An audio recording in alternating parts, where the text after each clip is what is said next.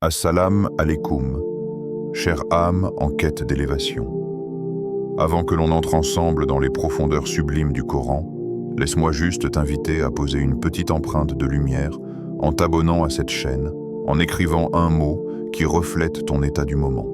Peut-être lumière, peut-être iman, peut-être juste Yallah. Et en partageant cette vidéo à quelqu'un dont le cœur mérite d'être touché. Et surtout, reste bien jusqu'à la fin. Parce qu'un cadeau spirituel t'attend. Quelque chose qui pourrait changer la manière dont tu regardes le livre d'Allah à partir d'aujourd'hui. Maintenant, respire. Oublie le bruit autour de toi. Oublie le tumulte de ta journée. Tes pensées qui tournent, tes responsabilités qui te tirent dans 1000 directions. Laisse tout cela dehors quelques instants. Parce que ce qui va suivre ne s'écoute pas avec l'oreille. Ça s'écoute avec le cœur. Le Coran. Un mot que nous prononçons depuis l'enfance, parfois sans mesurer l'immensité qu'il renferme. Nous disons « le livre d'Allah ». Mais ce n'est pas seulement un livre.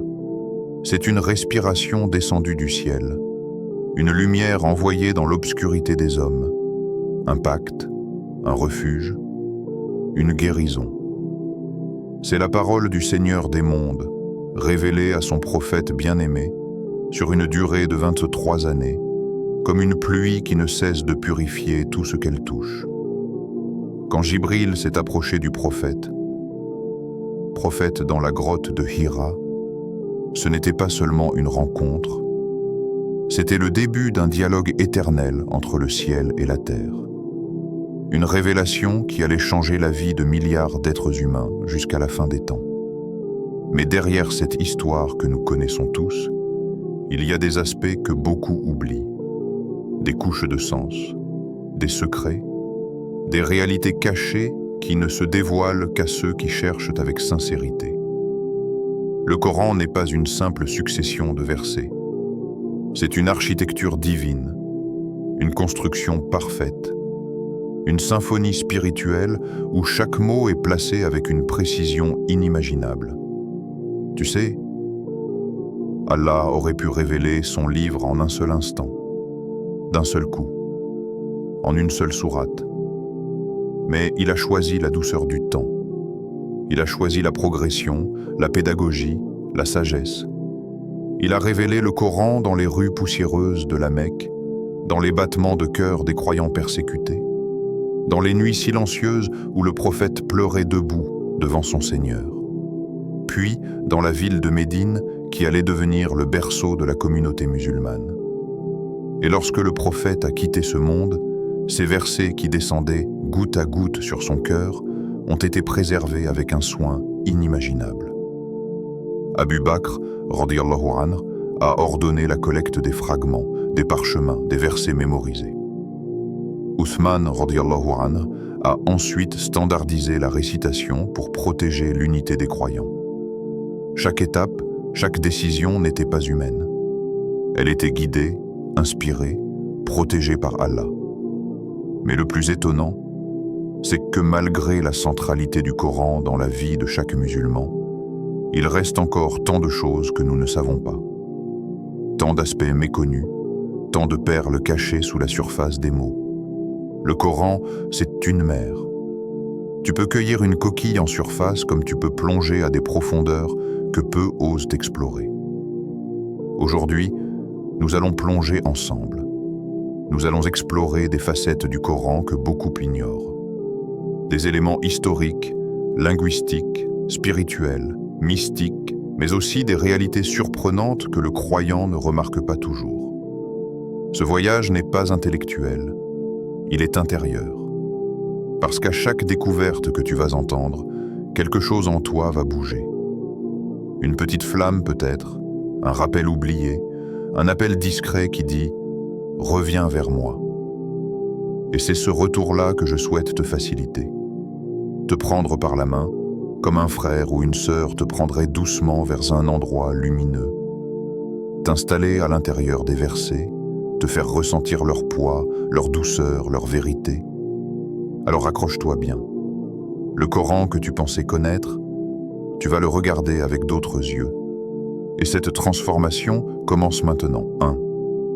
Les signes scientifiques qui devançaient leur temps lorsque tu ouvres le Coran, ils ne se présentent pas comme un ouvrage technique, ni comme un traité de médecine, ni comme un livre de sciences naturelles. Et pourtant, parfois, entre les lignes, quelque chose surprend. Quelque chose qui semble chuchoter à l'être humain. Observe la création et tu me verras. Le Coran n'expose pas la science comme une fin en soi, mais comme un miroir dans lequel tu peux contempler la puissance d'Allah. Imagine un instant le désert de la péninsule arabique, il y a 14 siècles. Pas de microscope, pas de laboratoire, pas de radio, pas de schéma détaillant les transformations de l'embryon. Et pourtant, dans ce contexte simple, dépouillé, un texte descend, avec des mots précis, pesés, ordonnés, décrivant le parcours du bébé dans le ventre de sa mère. Il parle de la goutte, du caillot, de l'embryon formé, des os revêtus de chair. Il évoque un développement qui, pour l'époque, dépasse le savoir humain. Les savants modernes, lorsqu'ils se sont penchés sur ces versets, ont été étonnés. Certains ont trouvé une correspondance frappante avec les connaissances actuelles. D'autres ont été troublés, se demandant comment un homme isolé dans le désert pouvait parler ainsi avec exactitude de phénomènes invisibles. Et d'autres encore, plus critiques, ont cherché à nuancer ces rapprochements. Mais au fond, peu importe. Parce que le Coran n'a jamais cherché à prouver la science. Il a toujours voulu provoquer la réflexion. Lorsque tu entends ces descriptions, quelque chose en toi s'éveille. Tu réalises que chaque être humain est façonné dans l'obscurité d'un lieu profond, sans que sa mère ne voie les transformations qui se déroulent en elle. Et pourtant, Allah les connaît, les décrit, les maîtrise. Tout est minutie, mesure, exactitude. Rien n'est laissé au hasard. Ces versets, même sans interprétation scientifique moderne, portant déjà un sens immense. Ils te rappellent que ta création n'est pas le fruit du chaos, mais d'une volonté parfaite. Lorsque tu prends conscience de cela, tu ne regardes plus ton existence de la même façon. Ton cœur reconnaît, même dans l'invisible, la main du Créateur. Et quand tu observes ta propre vie, tes propres étapes, ton propre cheminement, tu retrouves ce même schéma. Allah te façonne à travers des phases que toi-même ne comprends pas toujours. Il te transforme intérieurement comme il transforme l'embryon. Il te construit, te déconstruit, te revêt d'une nouvelle peau, te redonne une forme nouvelle à chaque épreuve, à chaque victoire, à chaque prière. Le Coran t'enseigne ainsi, indirectement, que la vie est une succession de stages, de mutations, de progressions invisibles. Que ce soit dans une cellule microscopique ou dans les profondeurs de ton âme, Allah orchestre tout avec une sagesse parfaite. En vérité, lorsque le croyant contemple ces versets, ce n'est pas la science qui l'émerveille, c'est la précision du Créateur. Car ce livre n'est pas un livre d'hypothèses. C'est un livre qui parle directement à ton être. Et quand tu lis un passage qui décrit une réalité encore inconnue au moment de sa révélation, tu comprends que celui qui parle dans ce texte n'est pas un homme. Il est celui qui a façonné les galaxies, qui a ordonné les océans, qui a écrit le destin du premier au dernier humain.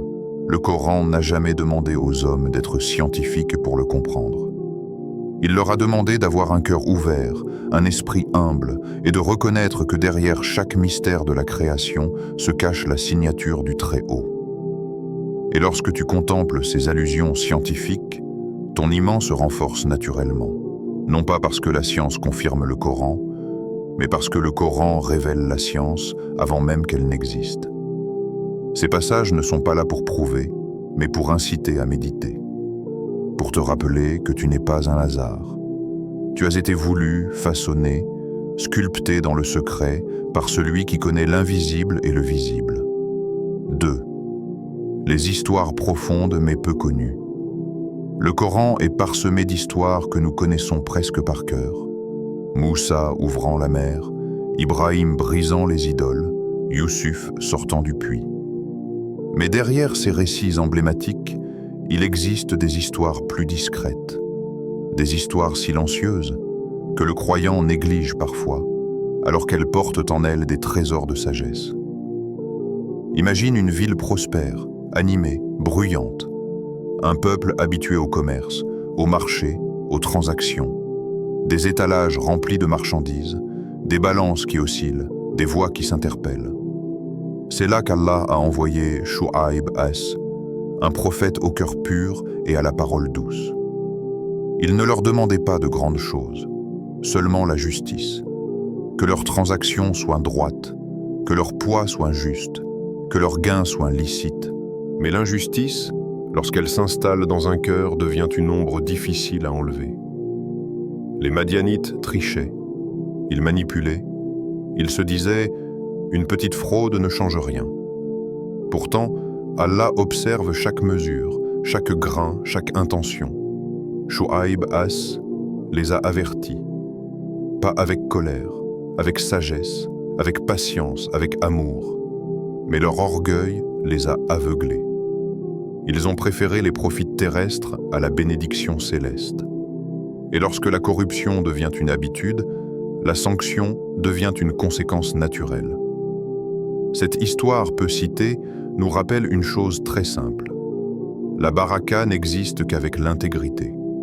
Tu peux gagner beaucoup, mais si ton gain n'est pas pur, il ne nourrira pas ton cœur.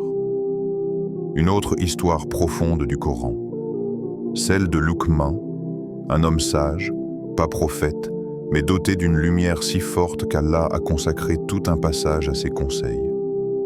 Imagine un père assis avec son fils, un soir, sous le ciel étoilé. Il ne lui parle pas de richesse ni de gloire. Il lui dit « Ne donne pas d'associé à Allah ».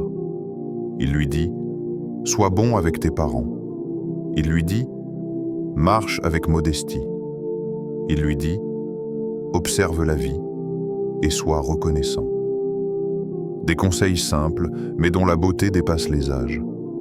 Chaque mot de Luqman est comme une graine qui, plantée dans un cœur sincère, finit par donner un arbre entier d'humilité.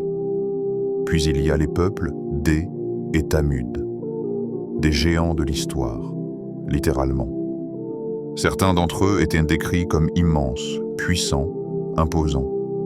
Ils sculptaient des montagnes, taillaient à la pierre, construisaient des demeures qui défièrent le temps. Ils vivaient dans une force matérielle presque insolente. Pourtant, toute cette puissance n'a pas suffi à les sauver lorsqu'ils ont oublié Allah. Le vent qui a soufflé sur Dé, le cri qui a frappé Tamud, ont détruit en un instant ce que des années d'efforts avaient bâti. Ces récits-là ne sont pas seulement historiques, ils sont des miroirs. Ils te disent ne te laisse pas tromper par la force que tu crois posséder. Elle est fragile.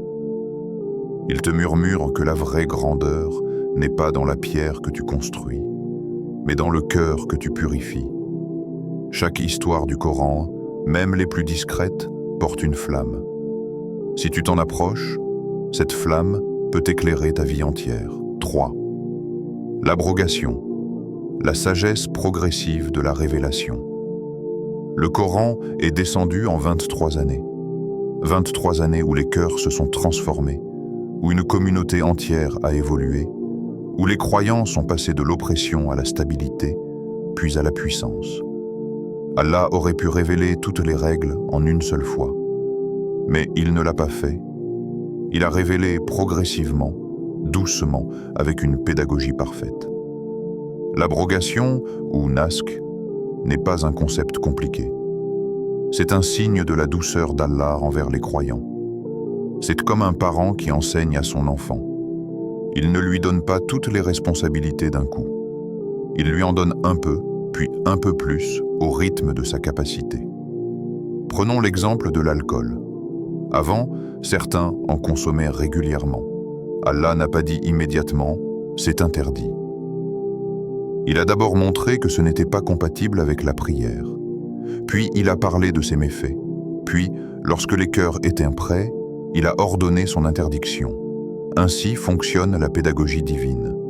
Elle ne brusque pas, elle prépare. Même chose pour les règles concernant la guerre. Les premiers musulmans étaient persécutés, fragiles, sans défense. Il ne leur a pas été demandé de se battre. Il leur a été demandé de patienter. Puis, lorsque leurs ennemis les agressaient, permission leur fut donnée de se défendre. Puis, lorsque la communauté fut organisée et stable, certaines règles plus strictes ont été révélées, adaptées à la réalité du moment. Ce n'est pas une contradiction, c'est une progression, c'est une adaptation, c'est une miséricorde. Le croyant qui comprend cela ne voit plus le Coran comme un ensemble fixe de lois tombées d'un coup. Il voit le Coran comme un compagnon qui évolue avec lui, qui l'accompagne étape après étape, qui lui parle selon ses besoins, qui lui enseigne au rythme de son cœur. Allah n'impose jamais une règle avant que le croyant soit capable de la porter. Il ne charge jamais une âme au-delà de ses forces. Et l'abrogation est l'un des plus beaux exemples de cette vérité. Quatrième, une beauté littéraire inégalée. Lorsque l'on parle de la beauté du Coran, on ne parle pas seulement d'une esthétique charmante ou d'une musicalité agréable. On parle d'un phénomène littéraire qui dépasse toutes les catégories humaines. On parle d'un langage qui n'appartient pas aux hommes, d'un rythme qui n'imite rien et qui ne peut être imité, d'une architecture sonore qui ne ressemble à aucun poème, à aucune prose, à aucun style. Le Coran est unique, non pas parce qu'il est ancien, mais parce qu'il se tient hors du temps. Même quelqu'un qui n'a jamais appris une seule lettre d'arabe ressent quelque chose lorsqu'il entend les versets. Une vibration, un frisson, une chaleur subtile, une émotion qui ne peut pas être expliquée rationnellement. Comme si les sons portaient en eux un message infraverbal, un souffle qui touche l'âme plus rapidement que l'esprit. C'est cela, la magie sonore du Coran. Il y a dans les versets un rythme qui ne s'use jamais. Les syllabes s'enchaînent comme si elles dansaient. Les mots s'épousent, se répondent, se complètent. Une rime vient s'installer exactement où elle doit se trouver, juste assez présente pour charmer l'oreille sans jamais l'étouffer. Des allitérations surgissent naturellement, comme si les lettres se reconnaissaient entre elles et s'attiraient pour former une harmonie parfaite. Les sourates courtes, surtout celles révélées à la Mecque, sont des éclairs. Courtes, intenses, percutantes. Elles tombent sur le cœur avec une précision chirurgicale. On y trouve des répétitions qui frappent, des rythmes saccadés qui réveillent, des sonorités qui claquent comme des vagues contre la roche. Elles sont faites pour être récitées, mémorisées, méditées. Elles sont faites pour s'ancrer dans le cœur comme une pulsation. Mais la beauté littéraire du Coran ne se limite pas à sa musique. C'est aussi une beauté de structure, une architecture invisible que l'on ne voit qu'en s'approchant. Chaque verset est comme une pierre parfaitement taillée dans un édifice immense. Si tu la déplaces, l'équilibre s'effondre. Si tu la modifies, l'harmonie s'éteint. Le Coran ne possède pas de structure humaine linéaire. Il a une structure divine, circulaire, où les thèmes se répondent aux quatre coins du livre, où les images reviennent d'une manière subtile, où la cohérence se cache sous la surface comme les racines sous la terre. Et puis, il y a les métaphores. Le Coran en regorge, mais ce ne sont pas des métaphores ordinaires.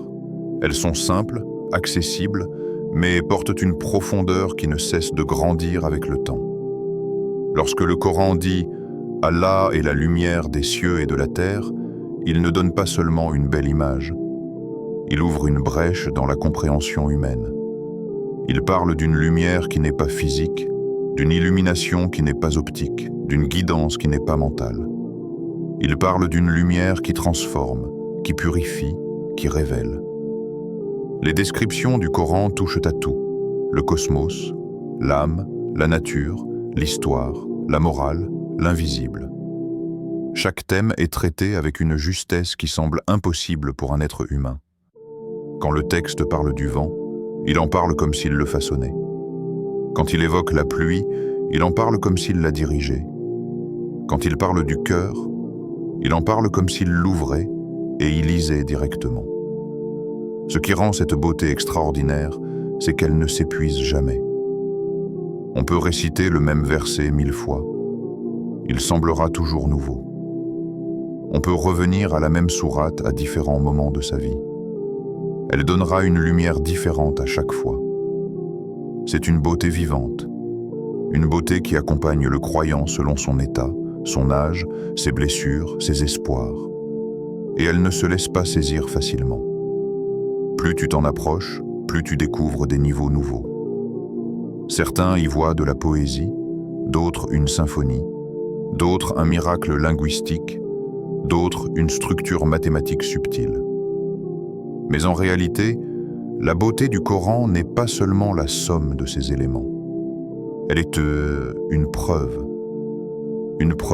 silencieuse, mais éclatante, que personne ne peut produire quelque chose qui lui ressemble.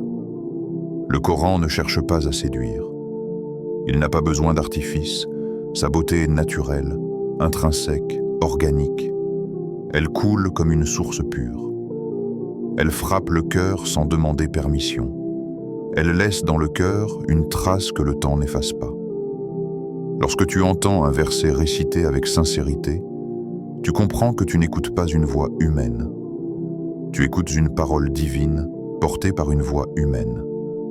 Et cette différence, même celui qui ne comprend pas la langue la ressent dans sa poitrine. 5.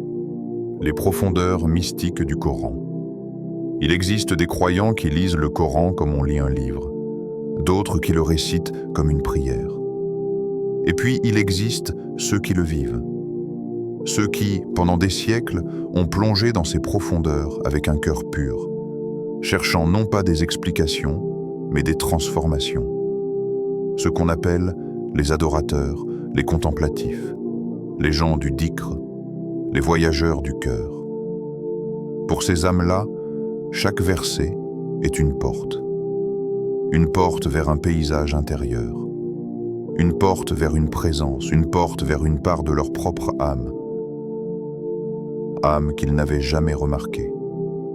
Le Coran ne leur parle pas comme un texte, il leur parle comme un miroir. Il leur montre ce qu'ils ignorent d'eux-mêmes. Il leur révèle subtilité après subtilité, couche après couche. Lorsque le Coran dit « Je suis tout proche », ces croyants n'entendent pas seulement un message rassurant. Ils sentent une réalité. Ils sentent qu'à chaque souffle, à chaque pensée, à chaque fragilité, Allah est avec eux. Non pas lointain, non pas inaccessible, mais proche, intime, plus proche qu'eux-mêmes. Lorsque le Coran dit « Sa lumière est semblable à une niche », il ne voit pas une image. Il voit un état du cœur. Une niche, c'est un espace creux dans un mur. Et dans ce creux, une lampe.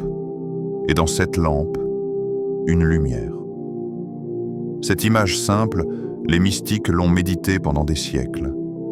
Ils y ont vu la métaphore parfaite de l'âme humaine.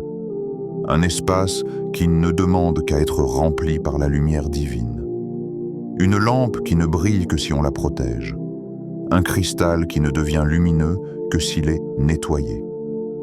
Pour eux, la lumière n'est pas une simple notion. C'est une réalité intérieure. Une expérience. Un dévoilement. Un éclat qui apparaît lorsque le cœur se débarrasse des ombres du péché, des poussières de l'orgueil, des illusions du monde. La lumière divine ne se voit pas avec les yeux, elle se voit avec le cœur. Et le Coran est la clé qui ouvre cette vision. Les mystiques musulmans ont parcouru le livre comme on parcourt un jardin secret. Ils s'arrêtaient sur chaque mot. Ils méditaient sur chaque silence. Ils s'interrogeaient sur chaque nuance. Ils savaient que les mots ne font que pointer vers une réalité plus vaste, comme un doigt pointant vers la lune. Et ils ne confondaient jamais le doigt avec la lune. Ils savaient que la lumière du Coran n'est pas seulement dans sa forme, mais dans sa capacité à réveiller l'âme. Ils disaient « Le Coran est un océan, les versets sont des vagues, et l'âme est le navire. Celui qui ne plonge pas ne découvrira jamais les perles. » Pour eux, les versets qui parlent du paradis ne décrivent pas seulement un lieu. Ils décrivent un état intérieur, la paix. Les versets qui parlent de l'enfer ne décrivent pas seulement une punition. Ils décrivent un état, la disharmonie, l'éloignement. Les versets qui parlent de la miséricorde ne sont pas des promesses abstraites. Ce sont des réalités qu'ils ressentaient dans leurs moments de dhikr, lorsque leur cœur s'apaisait soudainement, comme si une main invisible les touchait. Le Coran, pour eux, ne s'écoute pas seulement. Il s'habite, il se respire. Il se laisse descendre dans les profondeurs de l'âme, là où se trouvent les vérités que l'on cache même à soi-même. Et plus ils plongeaient, plus une certitude grandissait en eux. Le Coran est vivant. Il parle, il répond, il éclaire, il guérit. Non pas par magie littéraire, non pas par méthode intellectuelle, mais parce qu'il est la parole d'un Dieu qui veut être trouvé. Les mystiques n'ont jamais prétendu posséder un secret. Ils ont simplement compris une chose. Pour recevoir la lumière du Coran, il faut se tenir devant lui avec un cœur nu, sans prétention, sans arrogance, sans masque, sans orgueil. Le Coran ne se dévoile qu'à celui qui se dévoile. Pour eux, chaque verset est une invitation à purifier son intention, à écouter le silence derrière les mots, à sentir la présence dans l'absence, à reconnaître Allah dans tout ce qui est. Ils ont laissé le Coran pénétrer leurs nuits, leurs larmes, leurs espoirs, leurs faiblesses. Et en retour, le Coran leur a offert ce que les mots ne peuvent pas décrire. Une proximité, une paix profonde, une clarté intérieure. 6. Le Coran et les civilisations du passé. Lorsque tu ouvres le Coran, tu t'attends peut-être à trouver un message destiné à une seule époque. Celle du prophète, celle du désert, celle des premiers croyants. Et pourtant, en lisant, tu te rends compte que ce livre traverse les siècles sans jamais appartenir à l'un d'eux. Il parle comme s'il avait vu les mondes défiler, comme s'il avait assisté lui-même à la montée et à l'effondrement des civilisations. Le Coran ne raconte pas simplement l'histoire. Il raconte ce que l'histoire tente de cacher. Il parle de l'Égypte ancienne, mais il ne parle pas comme un historien. Il parle comme un témoin, comme quelqu'un qui a vu les pharaons se dresser dans leur orgueil, croyant que leur pouvoir était éternel, comme quelqu'un qui a observé les palais immenses, les armées rangées, les trésors enfouis dans les tombes. Le Coran ne décrit pas la grandeur matérielle de ces royaumes comme un archéologue le ferait. Il révèle ce qui se cachait derrière cette grandeur. Un cœur qui disait « Je suis votre Seigneur le Très-Haut ». Il parle de Pharaon non pas pour raconter sa vie, mais pour montrer ce que devient un être humain lorsqu'il se croit invincible. Le Coran montre un roi entouré de magiciens, de soldats, de conseillers, mais incapable de maîtriser sa propre arrogance. Un homme puissant qui défiait le ciel, mais qui ne pouvait même pas protéger son âme de son propre orgueil. Il montre un empire qui semblait inébranlable, mais qui s'est effondré en quelques instants sous les flots de la mer. Une civilisation qui se croyait éternelle, mais dont les vestiges muets reposent aujourd'hui dans des musées, témoignant de ce que l'orgueil peut faire à un peuple entier. Puis le Coran te parle de la Mésopotamie, la terre des anciens prophètes, des premiers royaumes, des cités gigantesques. Il évoque des récits connus depuis longtemps, mais il leur donne une direction nouvelle. Il raconte le déluge, mais il ne s'arrête pas à la destruction. Il s'arrête à la mission de Nu, A.S., cet homme qui appelait son peuple pendant des siècles, avec douceur, avec insistance, avec patience. Le Coran ne se concentre pas sur l'événement spectaculaire, mais sur le cœur du messager, sur sa persévérance, sur sa douleur, sur son amour pour les hommes qui l'ont rejeté. Le Coran évoque également des civilisations dont les historiens parlent encore aujourd'hui. Les peuples d'Iram, les habitants de cités enfouies sous le sable, les bâtisseurs qui sculptaient la pierre avec une précision presque impossible. Le texte divin ne décrit pas leurs architectures pour impressionner. Il décrit leur chute pour avertir. Il montre comment les peuples les plus avancés peuvent disparaître comme s'ils n'avaient jamais existé, lorsque leur savoir dépasse leur humilité. Ils avaient maîtrisé l'art, la technique, la construction gigantesque. Mais ils avaient oublié la seule science qui sauve: reconnaître Allah. Le Coran n'est pas un manuel d'archéologie. Ce n'est pas un cours d'histoire ancienne. C'est un miroir tendu à toutes les générations. À travers les siècles, les croyants ont observé ces récits comme des messages directs à leur propre société. Lorsque l'homme moderne découvre les pyramides, les temples, les cités disparues, il y voit la preuve des capacités humaines. Mais lorsque le croyant lit ces mêmes civilisations dans le Coran, il y voit la preuve de la fragilité humaine. Le Coran ne raconte jamais une civilisation sans mentionner ce qui l'a détruite. Et ce qui les détruit n'est jamais un manque d'avancée. Ce sont leurs cœurs. Les royaumes s'effondrent. Les architectures s'effacent, les empires s'éteignent, mais la justice demeure, la guidance demeure, la vérité demeure.